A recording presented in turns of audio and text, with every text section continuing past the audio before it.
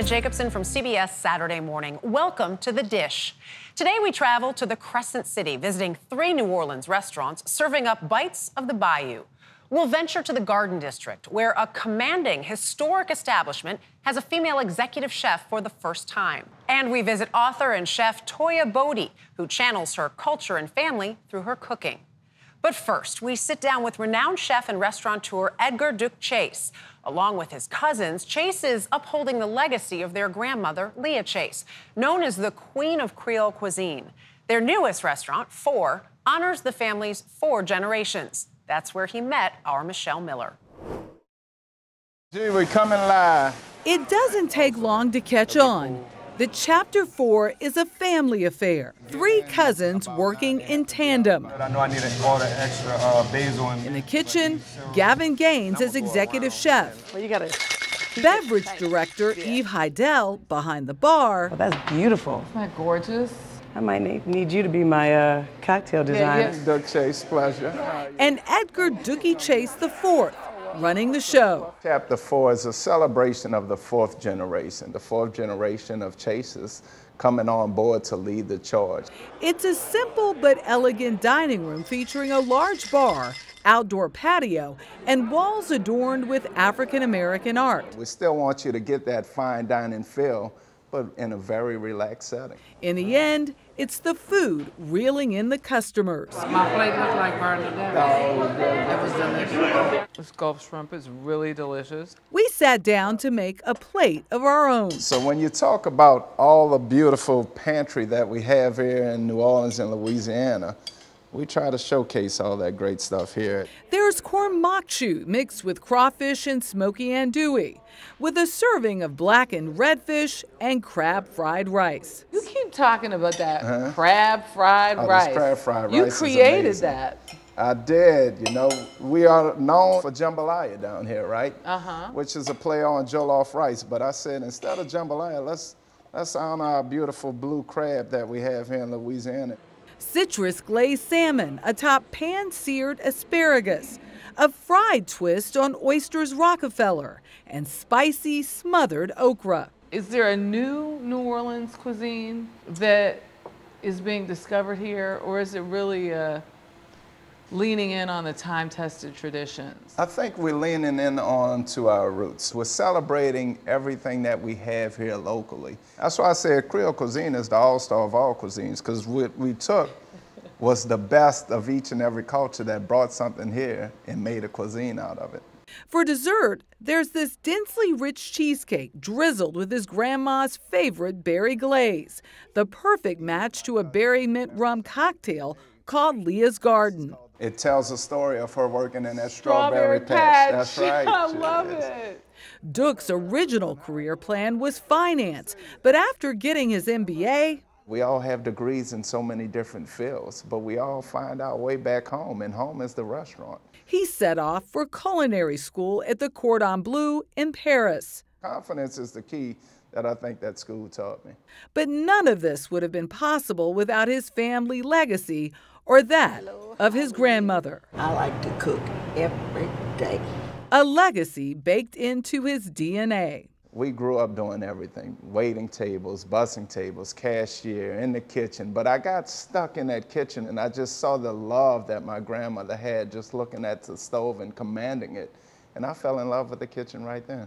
70 years ago, Leah Chase morphed her in-laws' corner bar and sandwich shop into a classic Creole dining room featuring white linen tablecloths topped with delicious food surrounded by walls of black art.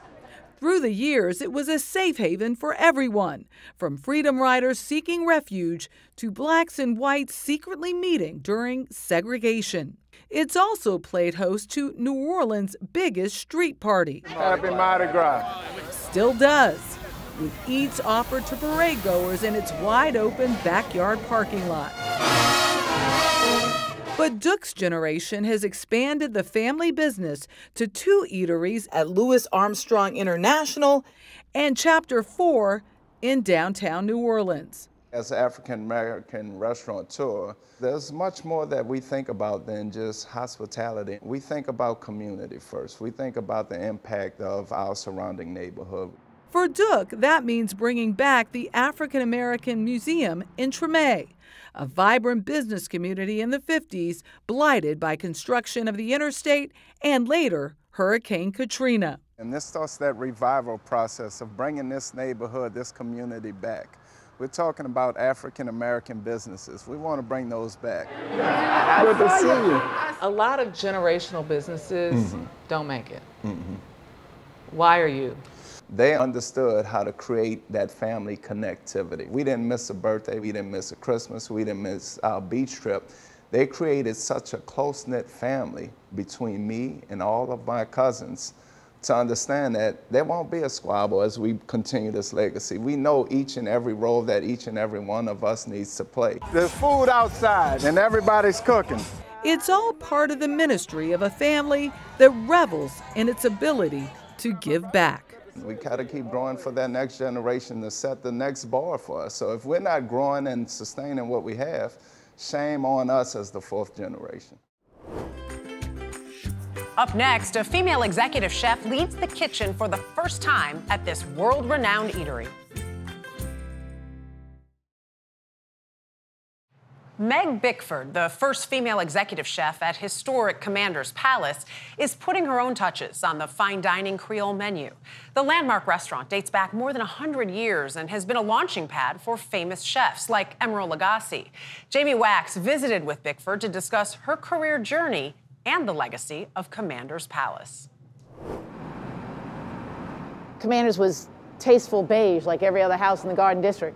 And I came one day and there was a big patch of aqua blue and I was like, oh my God. The distinctive blue and white edifice of Commander's Palace in the Garden District of New Orleans is a symbol of culinary excellence to food lovers everywhere.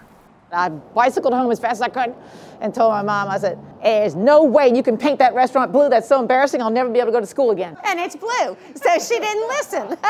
Clearly. In typical Ella fashion, she just went, no. The Ella she refers to is legendary Ella Brennan, whose family bought the restaurant in 1969. It's earned a reputation as one of the best fine dining restaurants in the world. That reputation was maintained and expanded by Ella's daughter T. Martin and niece Lally Brennan, the current proprietors. You all seem to have a special eye for talent. Is there a secret to that you've started to see? Is there a pattern? You know, sometimes people say, where do you get them? And I'm like, do we get them or does this place make them? And so I think there's a little bit of both.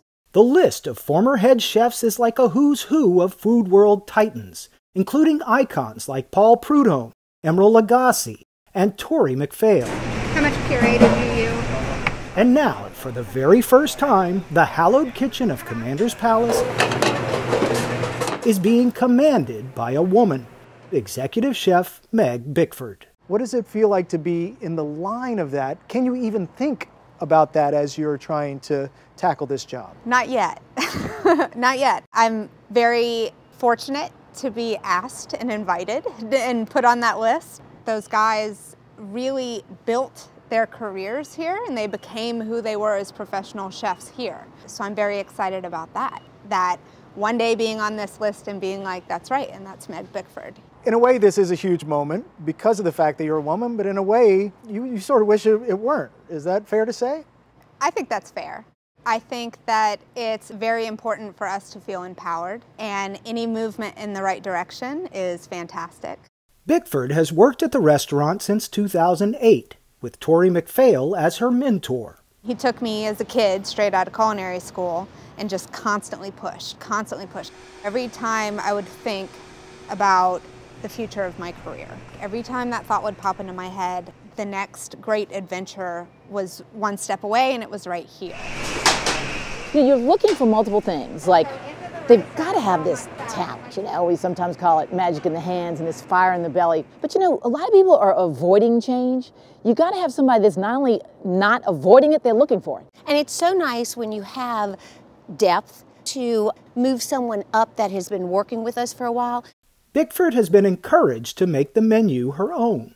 You say you don't feel pressure to keep anything on the menu. Is that fair to say? Absolutely. We feel very free that we can do whatever we want. I mean, when you really think about it, I would say there might be 3 things on the menu that won't leave anytime soon, but that doesn't mean they won't change either. We saw examples of that change displayed on our table. And I have seen variations of this oyster and absinthe soup on the menu. Yep. This is your take on an Ella Brennan classic. It is, and I will say that it is one of the very first things that I learned how to cook in this restaurant. Just delicious. Was it fun for you to reinvent this or figure out what you wanted to do with it? And I think that's something that we do a lot. I think about the influences of Israeli cuisine, Vietnamese and other Asian cuisines in the last 10 years, really. Is your kitchen inspired by those shifts in this sort of cultural gumbo? Absolutely. Bickford says her love of cooking has some very deep roots. I'm a Cajun girl. You know, my dad's from New Orleans, my mom's from down the bayou, and everybody in my family cooks. It's just a rite of passage at a certain age. I think, to me, the reason that I got into this was seeing how powerful food was and what it did for people and to people.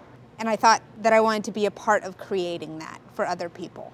And in a field that still heavily features men as executive chefs, the next generation is always on her mind.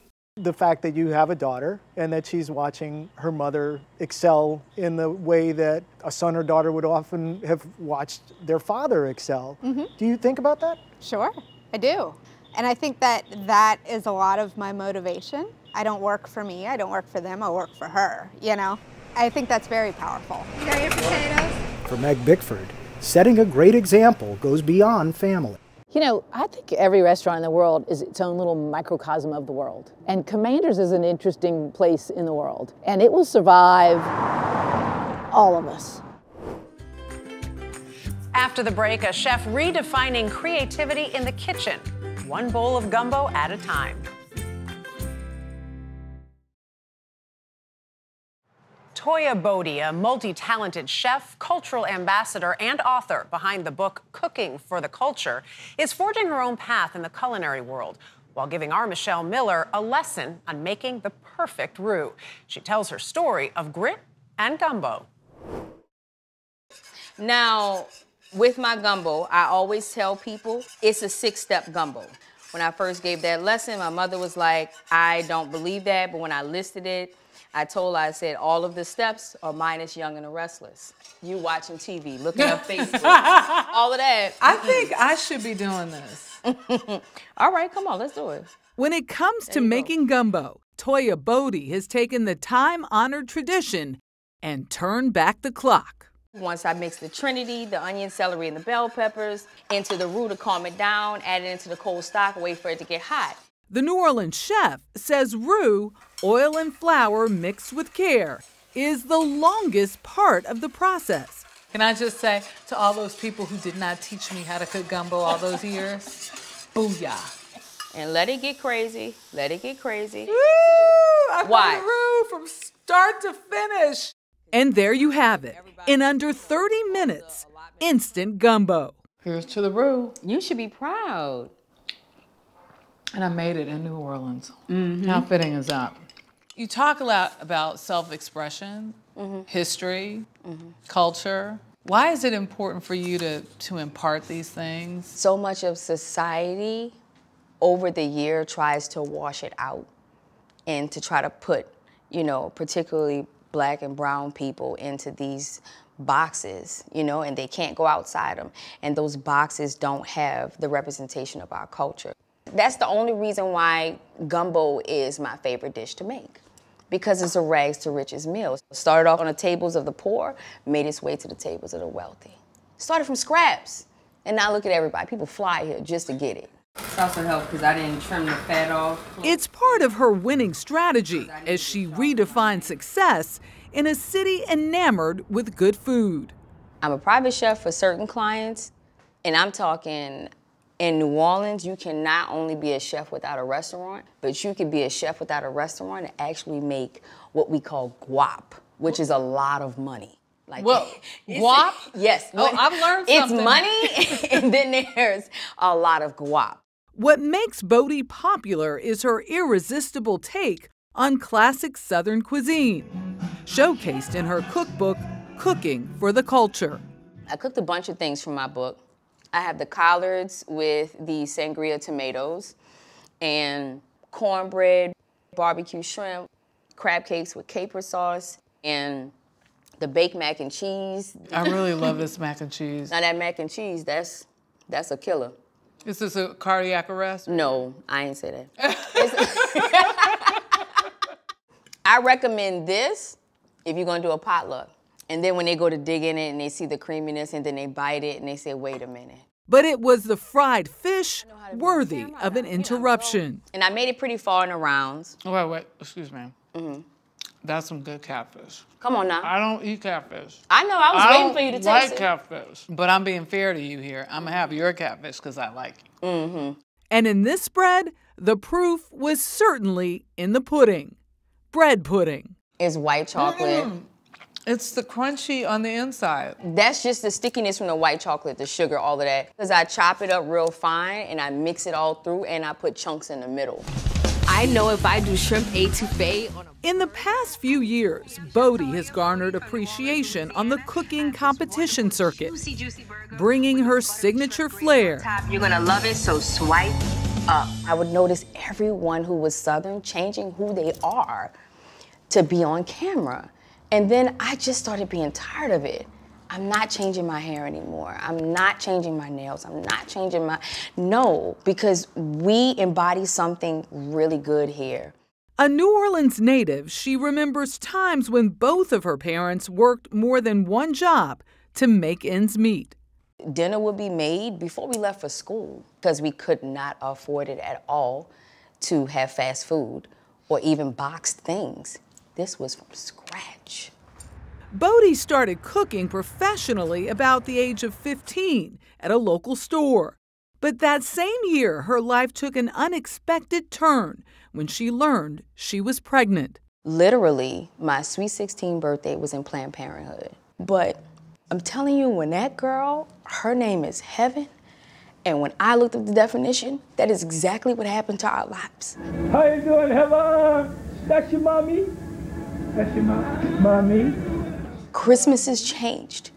Everybody was happy around the house. It was like the house was lively.